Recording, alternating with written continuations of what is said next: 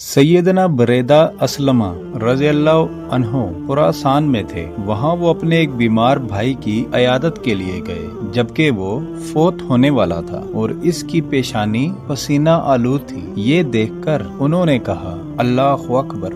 मैंने रसूल अल्लाह सल्लल्लाहु अलैहि वसल्लम को ये फरमाते हुए सुना है, मोमिन की मौत इसकी पेशानी के पसीने के साथ होती है। सफवान कहते हैं, मुझे बुजुर्गों ने बयान किया कि वो गज़ीफ बिन खारिस समाली के यहाँ गए, जबकि वो आलमे नज़ा में थे और रूह निकलने में शिद्दत थी। एक बंदे ने कहा, क्या तुम में से कोई सूरह यासीन पढ़ सकता है? जवाबन साले बिन शरी सुकूनी ने सूरह यासीन की तलावत की और अभी तक वो 40वीं आयत तक पहुँचे थे कि इनकी रूह कब्ज हो गई। इसलिए अहले इल्म कहा करते थे कि जब ये सूरत किसी करीबल मौत पर पढ़ी जाती है तो इस पर इसकी वजह से तखफीफ कर दी जाती है। सफवान कहते हैं कि ईसा बिन मुअत्तमर ने इब्ने मोहब्बत पर पढ़ी थी। सुभान अल्लाह।